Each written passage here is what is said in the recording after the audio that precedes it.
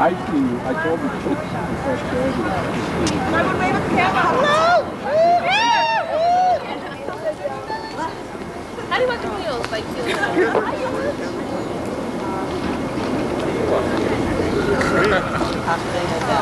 good, yeah. Thank you. Who's next? Good. Did you see Rush Limbaugh last night? I know. It looks like car upholstery.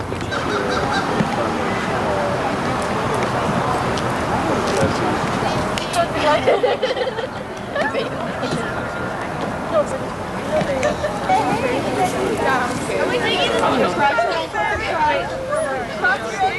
What if he throws on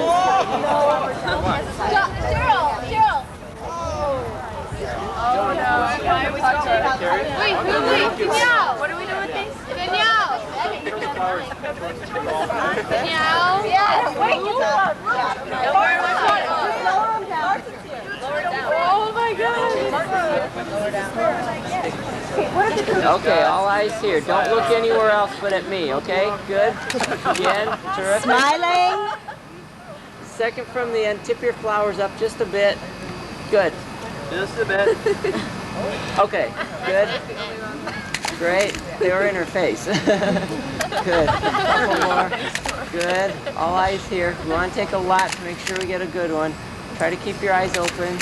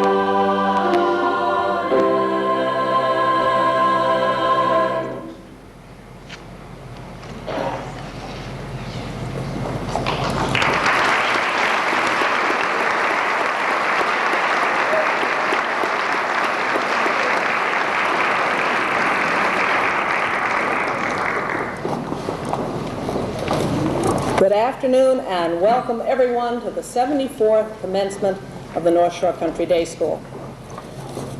Just as the African proverb says that it takes a whole village to raise a child, so also does it take a whole school to educate a child, which is why at this traditional ceremony we've initiated a new tradition. All faculty and staff were invited to precede the graduating seniors to places of honor in the front. Not just the upper school teachers, though they are certainly the ones who know the graduates the best, but all of those who make up our community, because all of them make a difference. All of them make us the school that we are. And I salute the faculty and staff of the North Shore Country Day School. You are an amazing group of people.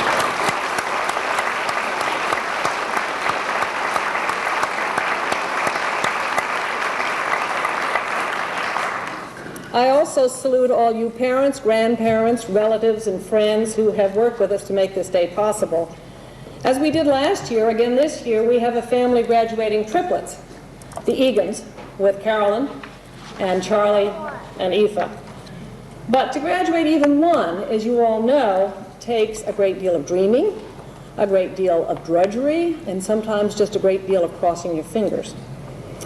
I think of the music of our resident songwriter, Julie Shannon, who's been teaching lower schoolers some songs for the past several years. And one song which is about Chicago, I think also fits North Shore. One line says, "It's the people who make it great. It's the people who celebrate." Most of all today, we celebrate the graduating class of 1994, so let's welcome them now.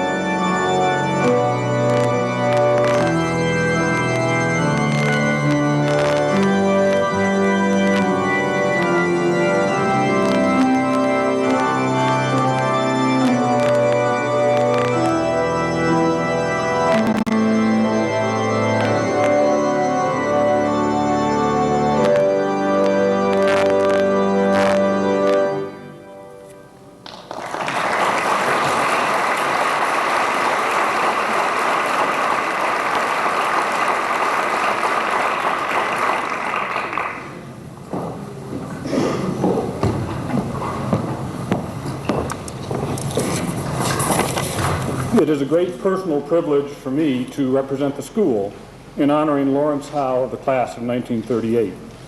Larry is this year's recipient of the Francis R. Stanton Alumni Recognition Award, presented each year to an alumnus whose life work exemplifies the school's motto, live and serve. Larry's professional career has been distinguished, and he has contributed his time and wisdom to a wide range of civic organizations. For me, he started as an avuncular family friend, subsequently became a role model, consultant on school leadership, and personal friend. After completing his undergraduate education at Harvard, Larry joined the U.S. Navy. Upon his return from service, he obtained a J.D. degree from the University of Chicago. He was lured from the private practice of law into the business world by a major client, Bell & Howell. Later, Larry joined the Jewel Companies, where he was vice chairman when they were taken over in 1984. At a time when some might have been willing to choose a well-deserved retirement, Larry began a new career. He has been executive director of the Civic Committee of the Commercial Club of Chicago since its inception in 1984. The committee was created by individual business leaders and Chicago's distinguished commercial club to help develop broad-based economic policy for the metropolitan area. Job creation, school reform, government services, and most recently, the myriad issues surrounding Cook County Hospital are all areas which the committee is addressing. Community service is hardly a recent interest of Larry's. He's long been a director of Evanston Hospital. He's served as a trustee and village president here in Winnetka. He's also been a director of Loyola University and United Charities. Larry's many contributions to North Shore include service on the Board of Trustees, which he chaired for 2 years. He's assisted in several major fundraising campaigns and is now a trustee of the school's endowment fund. We've previously honored him by making him a life trustee of the school. He and Tina have also provided 4 distinguished graduates. Larry, your approach to life and your willingness to serve indeed qualify you as a role model for this or any other graduating class. I'm pleased to confer on you the Francis R. Stanton Alumni Recognition Award.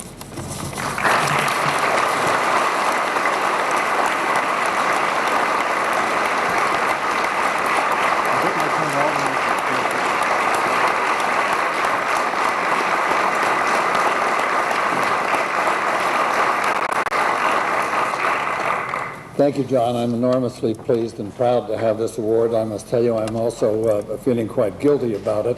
When I went to this school, it was managed by its founding headmaster, Perry Dunlap Smith, who had a few very firm rules. One of them, PD as we called him behind his back, one of PD's rules was that there would be no awards and no prizes for anyone. He wanted no special attention or praise for any student. I learned this in particular because I did get a prize or an award when I was here that was kind of slipped in the back door. It shows my guilt, however. Back in those days, the Harvard Club of Chicago would give an award at schools all over the area for, I think it was best grade improvement or something like that. And I knew nothing about this, but one day I was in my class up here, and PD's face appeared at the door, and he beckoned to me, and we went out into the corridor, and he pulled me aside, and in very confidential tones he said, listen, the Harvard Club gives this award every year. It's a book. It's for the most improved grades, and we've talked about it. We think probably you ought to get it. So here's this book. And do me a favor, don't tell anybody about it. I don't think that's what the Harvard folks had in mind. I think they thought this would be a big deal. But if I seem in getting this award today to be looking over my shoulder and wondering whether somebody's watching, well, you'll know why.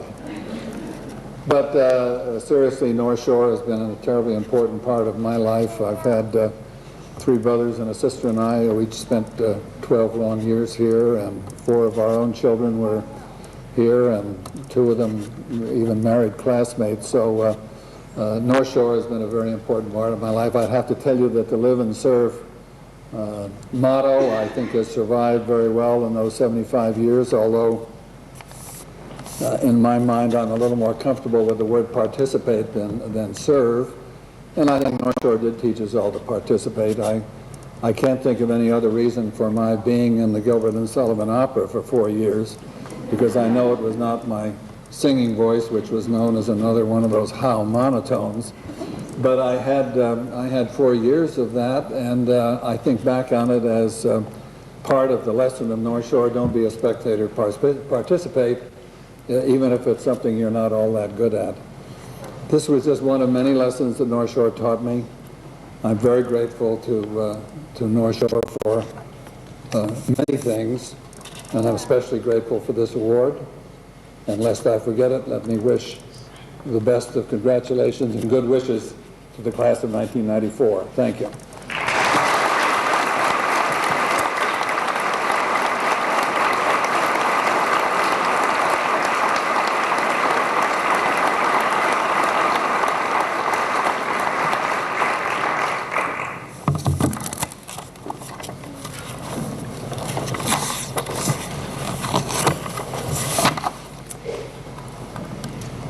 The class of 1994 and the yearbook staff are proud to dedicate this year's mirror to Paul Kevin Randolph, a man possessing many admirable qualities. During the course of our high school experience, the senior class has had the privilege of having Mr. Randolph as a history teacher for 3 years. Therefore, he knows most of us personally, and we, in turn, consider him more than simply a teacher, but also as a mentor and friend. His playful humor and climatic teaching style will be with us as we move on to the next stage of life. Mr. Randolph's participation in the North Shore Country Day School community goes far beyond the outlines of his job. For the past 4 years, he has been on a multicultural crusade and has directed the Harold Hines Lecture. In addition to these time-consuming and important feats, he has led several interesting interim week projects, most recently down Route 66. Mr. Randolph has coached tennis teams and has been cited once or twice dressed up as Christopher Columbus or reciting poetry on the North Shore stage dressed as a beatnik. Mr. Randolph has been an influential leader of our school as well as an entertaining friend of the class of 1994. For this and all that he has taught us over the years, we thank him. Mr. Randolph. Acceptable.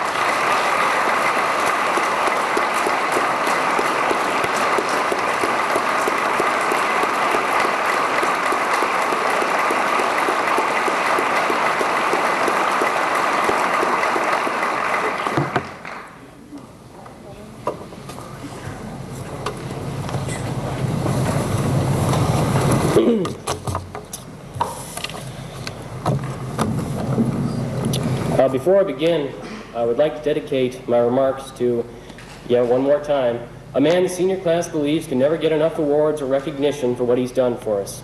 As James Garfield once said at a commencement address at Williams College, "I'm not willing to close today without mention of the value of a true teacher.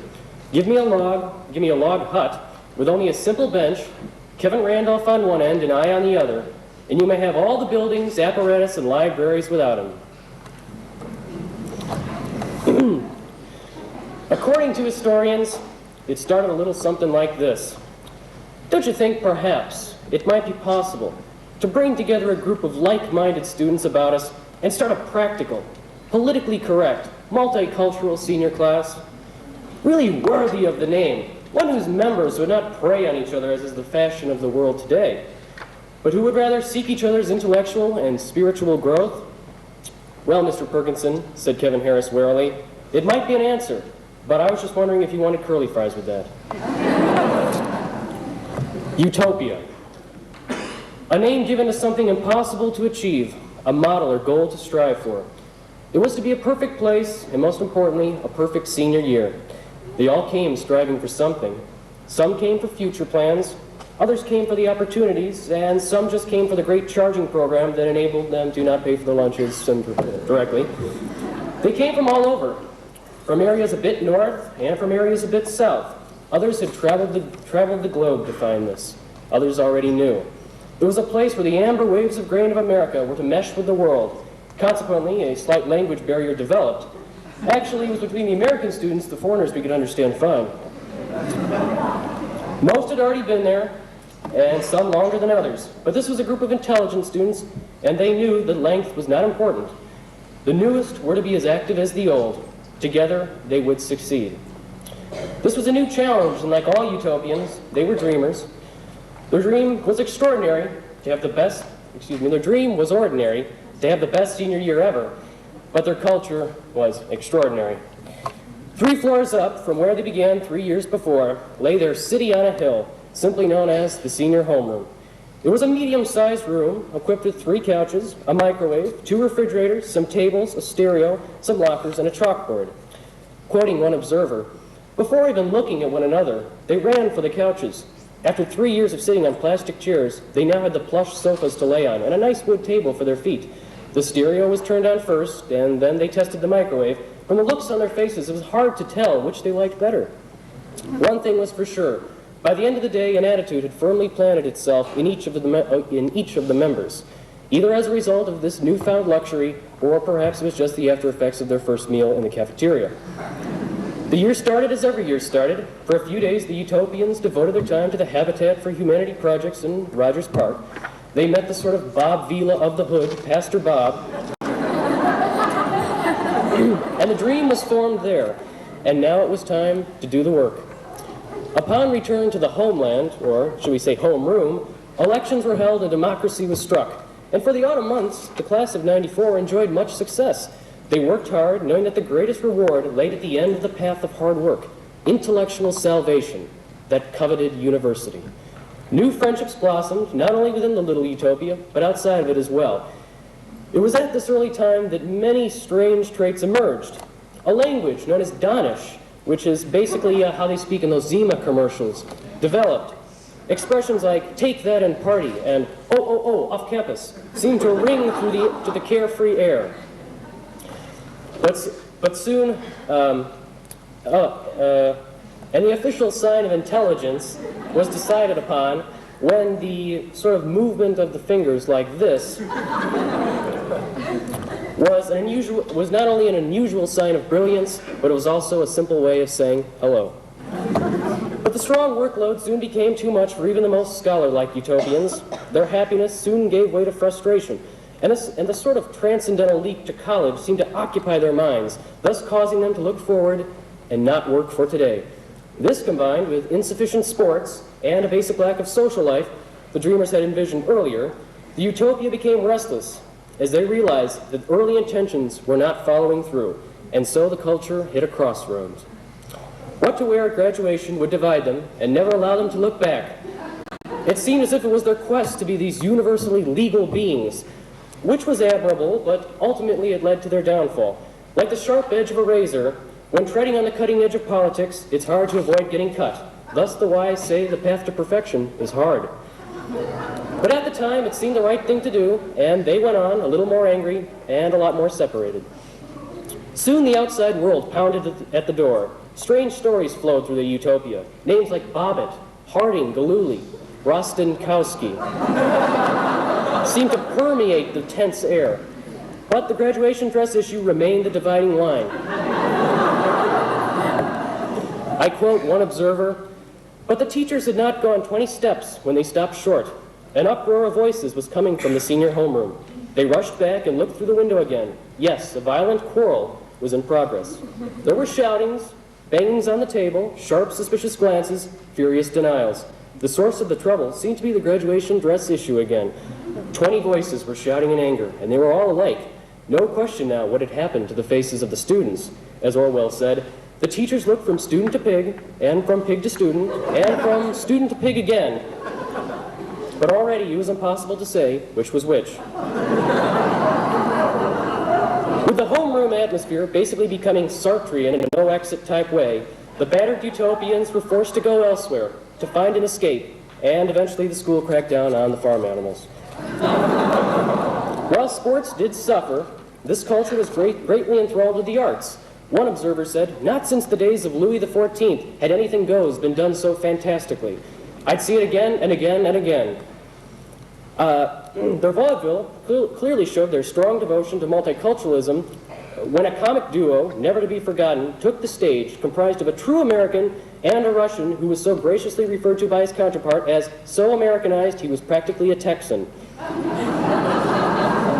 Our observer continued, "Casablanca was a film worthy of its name.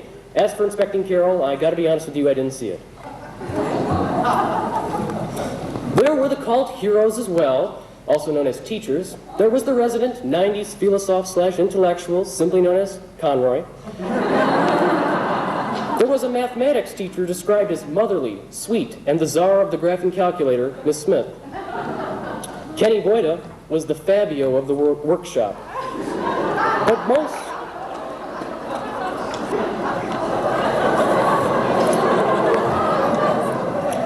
But the most revered hero seemed to be a certain professor of history. His lectures were unbeatable, and he had a certain something that seemed to grab at the hearts of his students. One student said, "While certainly I will miss everything, when I do leave this place, I will miss him more than any character I have met. Not simply because of what academics he had taught me, but what he had taught me about friendship and life, and most importantly, about laughter." Determined to meet this man, a visitor said of his findings, "I came to an office and I could tell by the commotion that this was the place."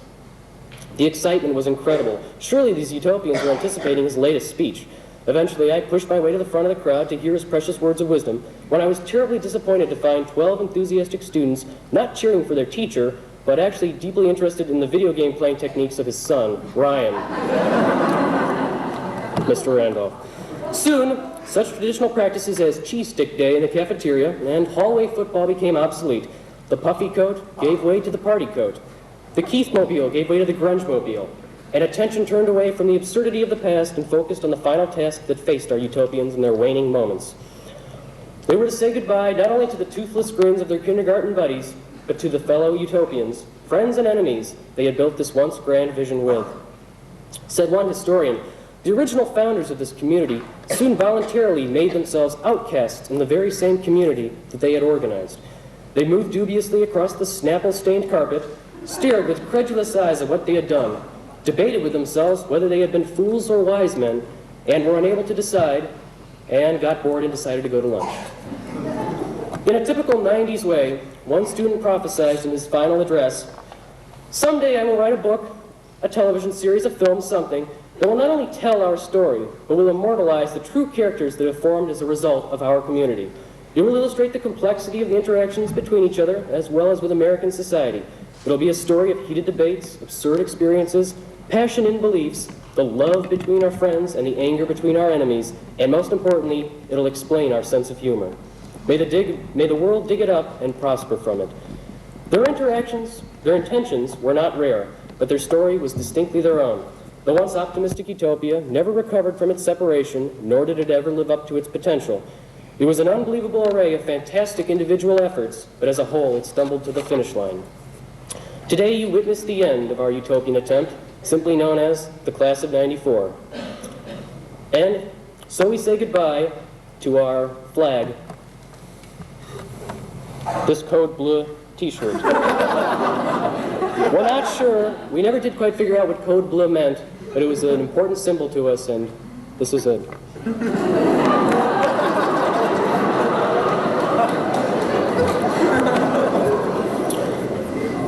I'm pretty sure they won't be serving Kool-Aid out there, so I think it's safe to say that it was time that stopped us. Some wanted then to come, others claimed they'd pay extra for a couple more minutes. But writers of utopias, or utopia novels, write them with the intentions to teach, and thus we learn from our utopia. But that does not mean that we, like many utopias are regarded, ultimately failed. Dolores Hayden, in her book on American Utopian Societies, wrote, "Frequently, I'm asked, weren't all these experiments hopeless failures? By the third or fourth generation, we'll say fourth year, members of even the most stable experimental societies usually grow restless and choose to join the outside world. But failure, I think, is attributable only to the most unimaginative experiments, and I am willing to define as a success any group whose practices remain provocative long after the group itself has disbanded." We certainly were provocative, huh? Nonetheless, most likely when the often controversial, sometimes profound, and always tired Class of 1994 walks out those doors for the final time, some of us will walk this way and some of us will walk that way. But no matter how hard we try to separate ourselves, there's one thing that inextricably binds us to each other, forever. No, it's not that strange and unusual rash we've all contracted from the senior homeroom. It's this, the North Shore experience. Nathaniel Hawthorne, a member of the Brook Farm Utopian Society and a utopian at heart, said shortly before his departure, My best hope was that between theory and practice, a true and available mode of life might be struck out, and that, should we ultimately fail, the months or years spent in trial would not be wasted, either regarded as passing enjoyment or as the experience that makes men and women wise. Of course, wise is always a matter of personal interpretation. As for enjoyment, we had a great time, and most importantly, it was a good laugh. This is the class of 1994. Thank you very much.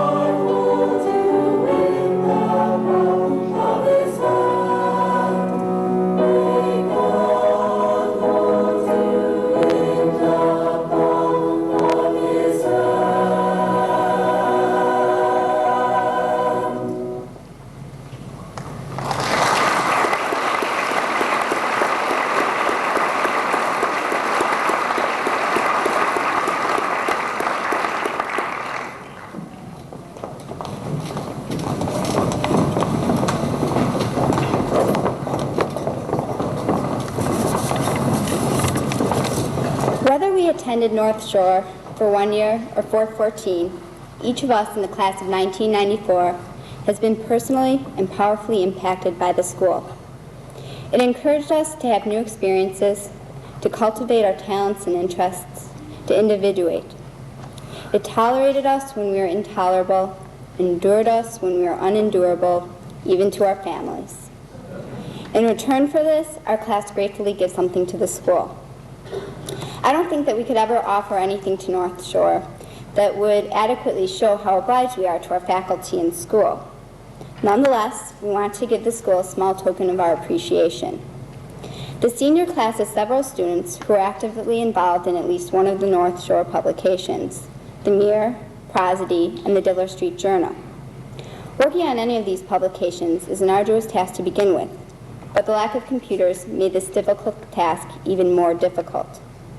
Some of the work, which is typically done by computers at larger schools, we did laboriously by hand. So this year, the North Shore Country Day School graduating class of 1994 is donating computer equipment to the publications department.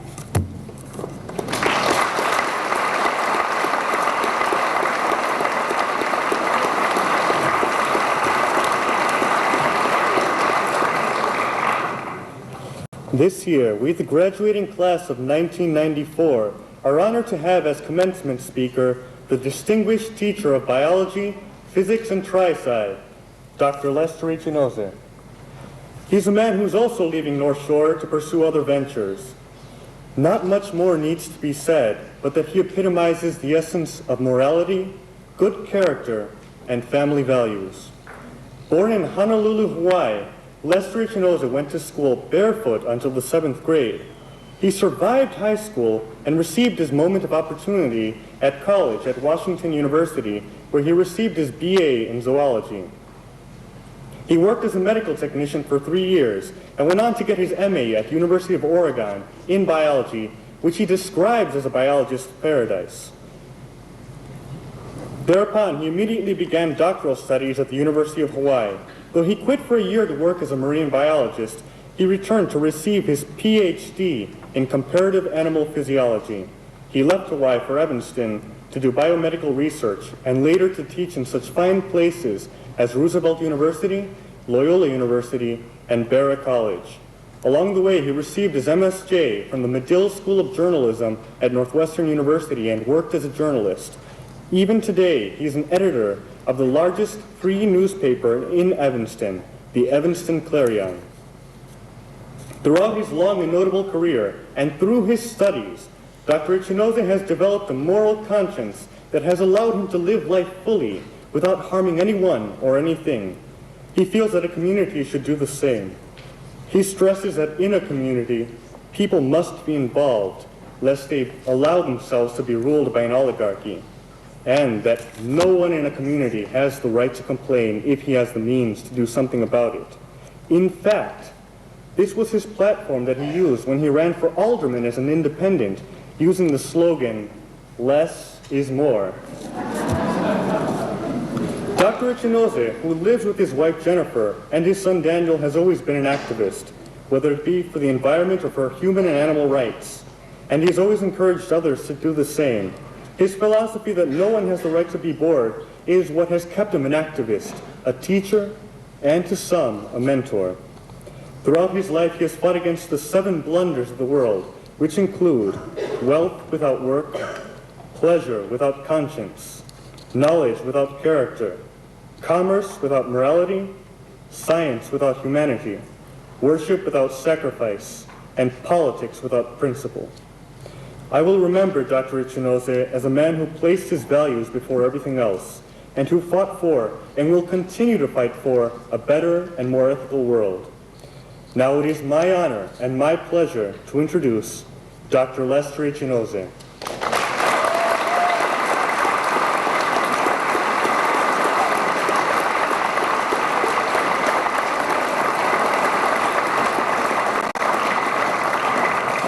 Thank you very much. What a wonderful introduction. I think I'll sit down. Anyway, fellow educators, parents, friends, students, and members of the class of '94. Aloha, ahi ahi. It's good afternoon in Hawaiian. I want to thank this fine class for asking me to speak today. It's a privilege. But above all, I want to thank them for allowing me to have the very last word, without having to tell you, please keep quiet. My time at North Shore Country Day was greatly enriched by having most of you in my classes. Seeing you on stage, playing field, and discussing with you many topics, ranging from politics, essentially, to proper sexual behavior. I and your other teachers were privileged to know you in ways others in your lives could not. The class of '94 is filled with people who like having their own way, who like controlling their own destiny. I understand that your senior class discussions were often on issues of great pith and moment. For example, the hot debate over white or black dresses for graduation. This class is a slice of life. Brilliant, moronic, serious, funny, argumentative, giving, happy, sad, but filled with individuals who want to develop the potentials to their fullest. I'd like to go down the list of seniors and state their destinations and possible future interests. Now, this is not a complete list or even a final list by any means. I've also surveyed, by the way, some of their teachers for brief descriptions of each student. If you might, please raise your hand when I mention your name so we'll know who you are. Nate Appleton, Pacific Lutheran University, possible interest architecture. Faculty comments about Nate is that he's shy, intense, strong, silent. Reminds me of Gary Cooper. Chris Beatty, DePaul University, television. I get the impression that Chris someday will write or rewrite the great American novel and produce it, direct it, and act in it for interactive television someday in the future. We have the transatlantic connection in Aoife Butler and Caroline Kelly from Ireland. They'll be going to Trinity University in Ireland. Aoife will be in pre-medicine, and Caroline will be in science, pure science, I think. And Francine Donohoe from Scotland, she'll be returning to Scotland to Glasgow University, majoring in science and possible medicine. All three graced our North Shore Country Day community with their fine scholarship and old-world charm. I found them to be delightfully quiet when it really counted. Aoife, by the way, I asked her once if she could describe herself with one word. She said messy. But I must tell you that the faculty said that she comes with a ready smile, she's serious, and she's meticulous.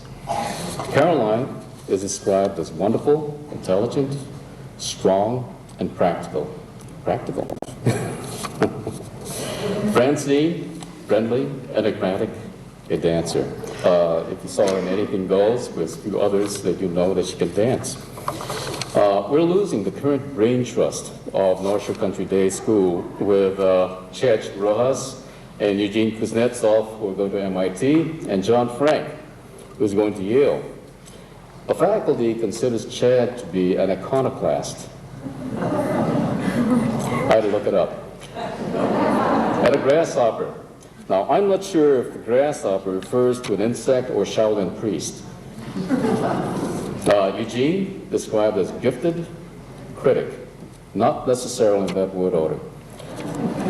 John, outstanding, vulnerable, tall. Katie Chesnowski, Wheaton College, undecided interest, engaged, thoughtful, rises to challenges. Katie Davis, responsive, determined, meticulous, tough when it counts. Jenny Edidin, Middlebury College, pre-med, energetic, wholesome, lively, a warrior. Charlie Egan, University of Redlands. Charlie is undecided, I think. He considers himself to be interesting, I agree. The faculty thinks he's funny and puckish. Seth Feldman, Bradley University, I think going to pre-dent. Naughty but nice, I agree. Helpful, and I found him to be compassionate. Kamaria Finch, excuse me. Sarah Lawrence University, mass media. Approachable, amazing. Carrie Goldstein, Wesleyan University, undecided, determined, open, very talented. Elizabeth Gradinger, Wesley College. She says she's undecided, considers herself to be very analytical. I think she's going to hit Broadway, then become a psychoanalyst. She's talented, terrific, kind. Alexis Hallberg, Ona College, wants to go into psychology. Mature, marvelous, reflective. Jenna Kant, University of Iowa, in psychology. Quiet, independent, and a word that I like, evolving. Nadra Kareem, Occidental College, undecided, but I know she expressed an interest in journalism, so I expect she'll be on the 6 o'clock news and broadcast journalism in about 6 years. Danielle Less, University of Iowa, undecided, honest, friendly, independent. Oh, by the way, Nadra was described as a person with great potential and friendly. How are you, Nadra? Shirin Mubashiri, Lake Forest College, pre-med, warm-hearted and unique. Where are you? David Plazas, Off Western University, down the street in Evanston, political science or history.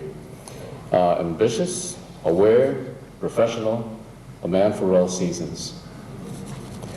Jessica Swan, Rhodes College. Undecided, friendly, sensitive, another word I like, emerging. Steve Troga, friendly, independent, determined.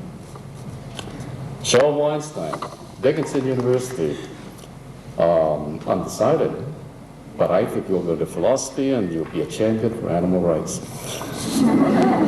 Kate of Middlebury College, possibly in art. Loves children. Well-rounded, verve, joyful. Robin Williams, University of Iowa. Where are you, Robin? Responsive, hardworking, endure. Need more people like that. Today marks the end of the beginning for all of you, but only an end to your stay here and the beginning elsewhere. In reality, you will continue to grow and learn in an ever-broadening community, since education is a lifelong process. But what is that lifelong process? I like it described in one-liners, little pearls of wisdom that pack a lot of meaning in a few words. For example, and I quote, "As we go through life, if we just deal with the things we touch in an ethical and kind fashion, the world would be a perfect place." Krishnamurti. If you want rainbows in your life, you've got to put up with a little rain. Dolly Parton. And since life is like a cow pasture, never walk through one on a moonless night. An North Shore Country Day School science teacher. Here's a few on education. Education is not a preparation for life, it is life itself. John Dewey. Education is a progressive discovery of our ignorance. Will Grant. You can lead a boy to college, but you cannot make him think. Albert Hubbard. Education is too important to be left solely to educators. Francis Capel. Schools are about dreaming. Paul Perkinson, upper school head. Now, of course, Paul Perkinson wasn't talking about the fact that some of you doze in class. He's referring to your creative imagination, unfettered by the chains of the traditional 3 R's. I like what Mark Twain said about the difference between schooling and education with one of his young one-liners. He said, "I have never let my schooling interfere with my education." And I think this is very important to know, and most of you do know that, of course, if not all of you. So, class of '94, mark well what your diploma means when you receive it. It testifies to your education in and outside of class. With that sense of community, North Shore Country Day tried to instill in you. Did we succeed? That's an unrealistic question because practice never makes perfect. Practice only makes better. It doesn't take a PhD to know that you and your generation are the future. And certainly the future of our society depends on what you do, to even the smallest degree. Just as Allied soldiers who invaded the northern part of France 50 years ago were told to get off the beaches if they wanted to live and make a difference, you also have no choice making a difference to improve the quality of life in your own community by getting off this beach. It's something that you have no choice in. Now, what can you expect from the future? I recently read a news article which was left in my box about commencement speakers. The author said, maybe it's best if the commencement speakers lie. After all, he says, graduating day is supposed to be a time of great hope. He proceeded to list a depressing litany of wrongs in our society. He describes today's world as a nasty place filled with terrible immoralities and violence, a lion's den for innocent high school grads such as you. But after spending 2 years knowing you and listening to you in and outside of the classroom, it's clear that you're not all that innocent in more ways than one. I won't lie and I won't bore you with this list. You already know it. But know that the dangers your parents and grandparents faced decades ago are the same dangers you face today. This is one of the lessons of history. The trick is to recognize them in their present form. I'm not asking you to take up a sword in one hand and a torch in the other.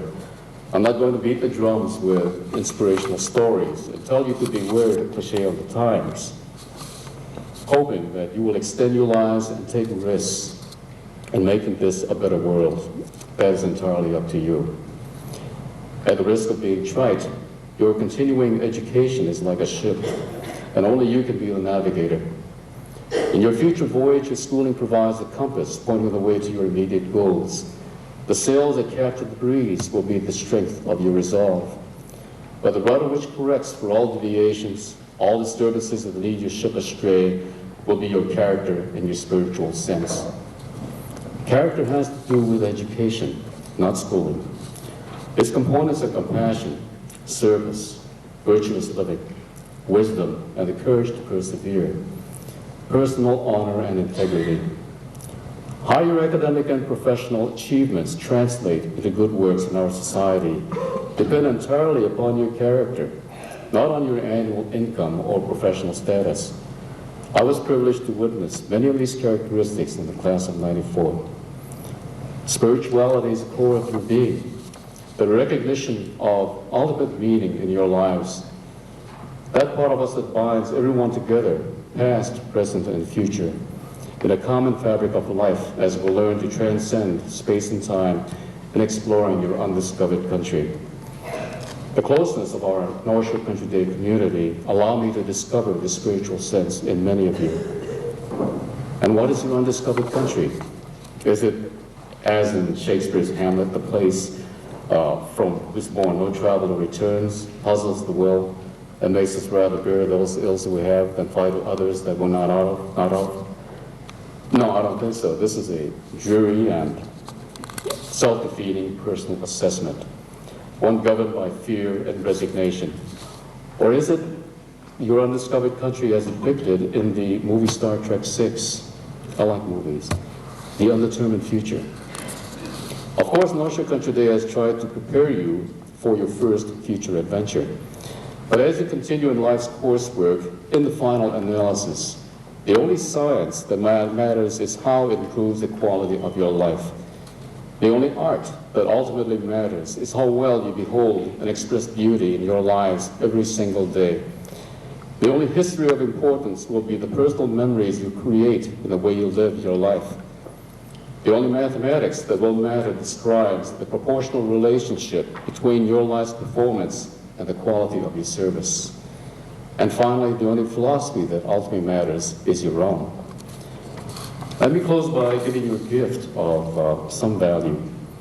It's not a Taekwondo lesson. It's not a mini-huni story or advice on proper behavior. It's a magic word you can use. As a kid, I used to read comics a lot. I don't know if you still do, but I do.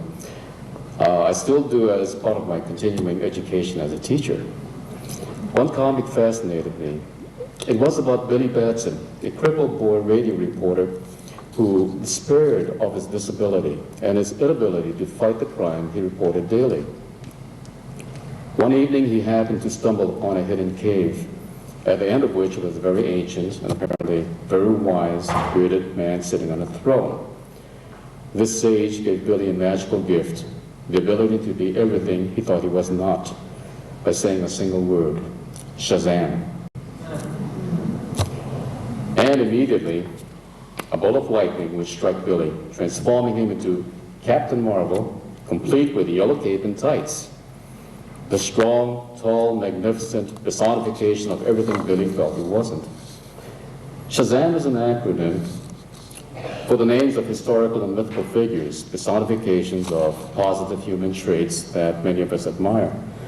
S stands for the wisdom of Solomon, H the strength of Hercules, A the endurance of A the endurance of Atlas, Z the power of Zeus, A the courage of Achilles, and M the speed of Mercury. I used to go around as a kid, especially in times of great adversity, which was usually in school, muttering Shazam, Shazam, hoping to be what I thought I was not, wishing for those qualities that I thought everyone wanted. But in the immaturity of my youth, I misunderstood what these qualities really meant. Wisdom is the ability to recognize the truth and pursue it. The wisdom to see value in every living thing. The wisdom to see the child in everyone, especially ourselves. The wisdom to forgive others and yourselves when you fall short of your goal. And finally, the wisdom to know that unselfish love transcends all human problems. Strength allows you to regard apparent failures as lessons that further strengthen your character and resolve.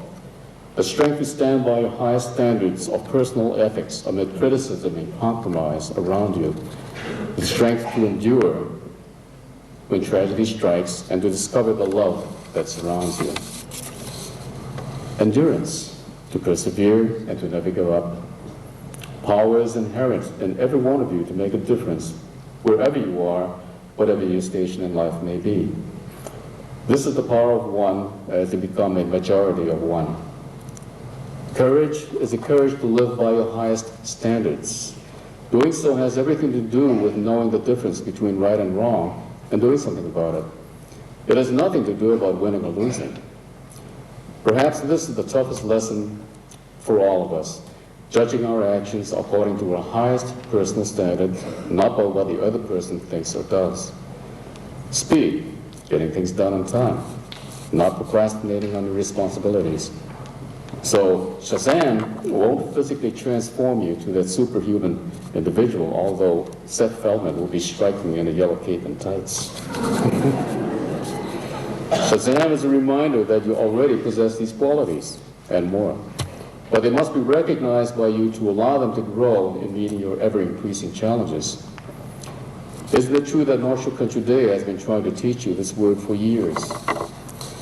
Tomorrow morning, as a brand new North Shore Country Day graduate, look at that person in the mirror and say, Shazam, as a reminder of your marvelous qualities. In times of loneliness, conflict, self-doubt, adversity, criticism, procrastination, Shazam will reacquaint you with your true self. Some of you remember these Hawaiian words. Piakamai, don't be pupule, and stay out of pilikia, and have hu malamali, which means be smart, don't be dumb, stay out of trouble, and have fun. This is right on class, or as we say in Pidgin English in Hawaii, this one, shaka class. Mahalo nui loa, thank you very much. Hamana maikai o kou, you're good students. Aloha anui loa, goodbye, with much love and affection, not only to the class of 9 to 4, but to all of my students. Okay.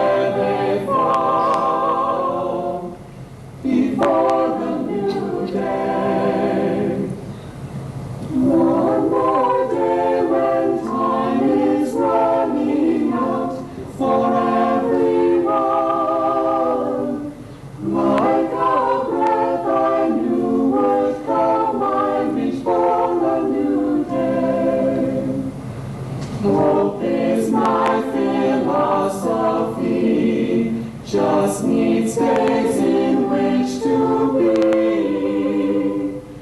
Love of life means hope for me. Born on a new day, you are the new day.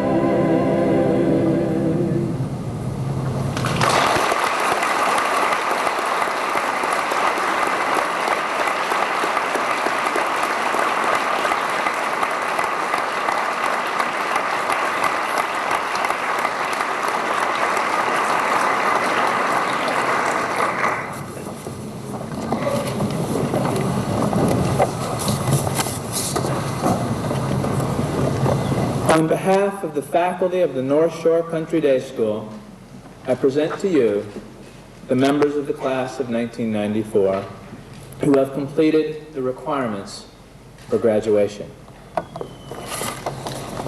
And by the authority vested in me by the Board of Trustees of the North Shore Country Day School, I am proud to award these diplomas and certificates to the class of 1994.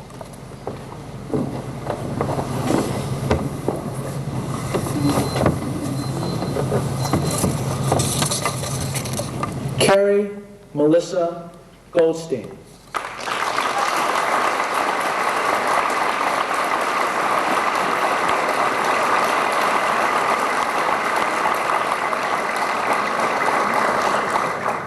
Caroline Mary Kelly.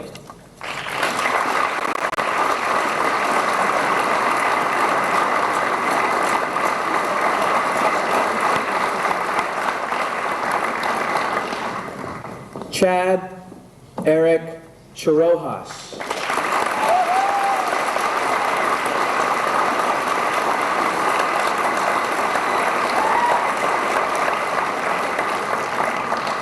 Mary Elizabeth Grettinger.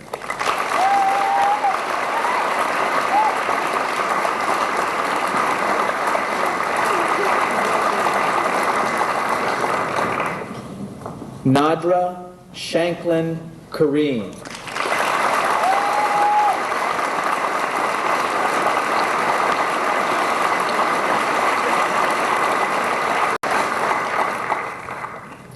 Seth Feldman.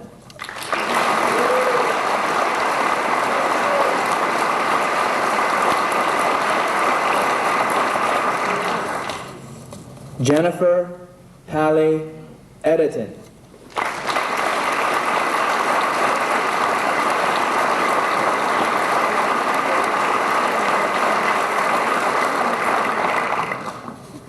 John Randolph Frank.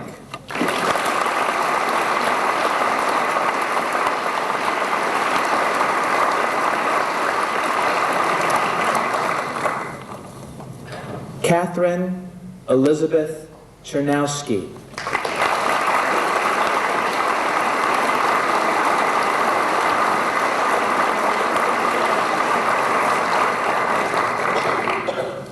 Christopher Ronald Beatty.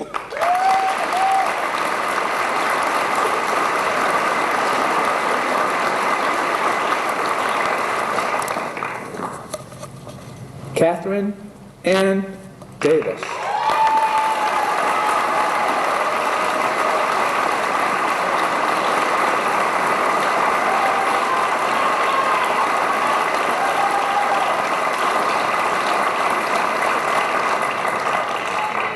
Cheryl Ruth Weinstein.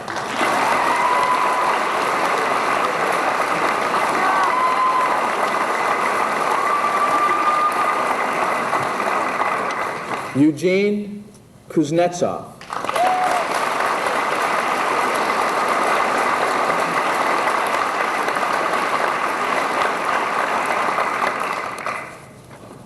Alexis Adams Hallberg.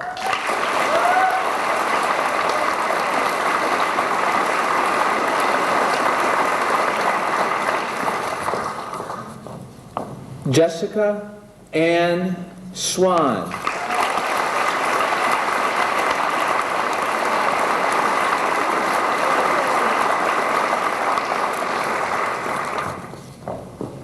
David Eduardo Plazas.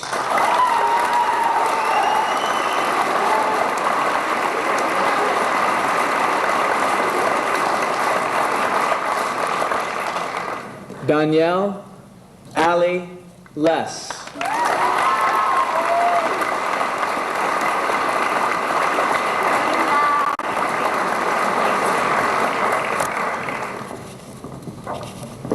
Catherine Beal Whittlesey.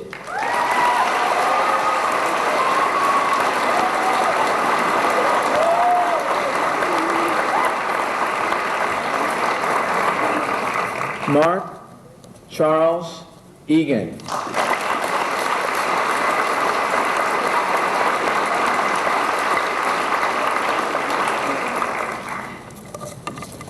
Francine Maria Donahoe.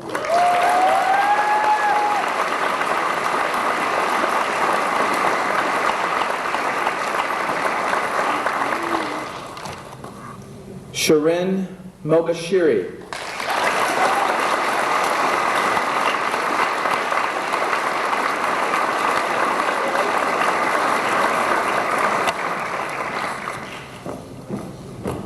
Aoife Elizabeth Butler.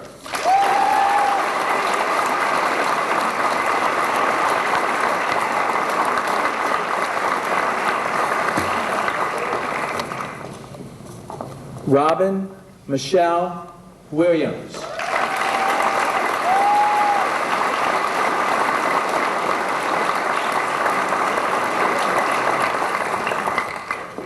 Steve A. Trogo.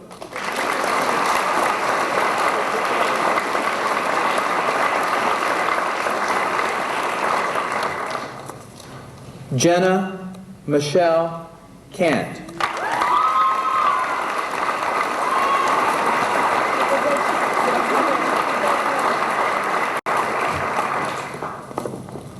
Kamaria Torquase Louise Finch.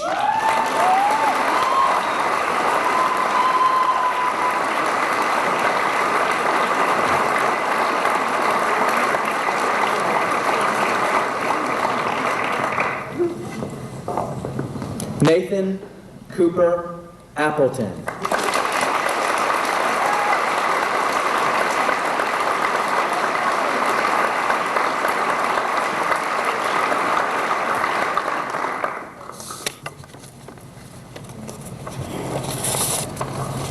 I think farewells are hard. I have such vivid memories of this class, especially for 4 of them, because it goes back to the time when you all were in 5th grade and I was your 5th grade teacher. I remember the last day of school then when we were all in Chris Beatty's backyard and the parents gave me something like a little throne room, a miniature replica of the 5th grade classroom, complete with the tiny books that we'd read and a Japanese newspaper we'd worked on learning Japanese, a skateboard, even a tub of apples like the one that we had had at Halloween and gone bobbing for apples. And I was so touched, I just sat there and cried. That little box sits in my office today, next to an Irish plate that I was given this year, but I have to admit the Irish chocolates that came with the plate have long since disappeared. But what I have learned from my memories is that the longer you're connected with North Shore Country Day, the more you have to cherish. Among other people, I think of Jack Ingram, who's retiring this year after 21 years of memories. George Mitchell, who is only semi-retiring, although we all know George never does anything in a semi-sort of way. So he will be around a great deal. And he has 34 years of memories. And of course, Mac, who is still going strong, has 47 years. But I say to all of you here, whether your memories of North Shore are 14 years or 1, as you join the new, as you become new alumni and join the alums I see in the audience, you'll just keep on building memories. At the beginning of the afternoon, I spoke about the people who make this school great. And I'm reminded of another song that's becoming a favorite around North Shore. One line says, "We're a green and growing family tree."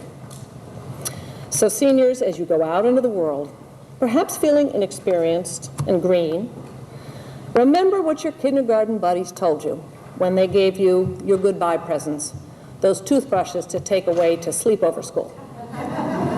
Keep your teeth clean. Keep your hearts and minds growing with all the possibilities that are out there for you. And remember your family tree at North Shore Country Day. Ladies and gentlemen, I present to you the class of 1994.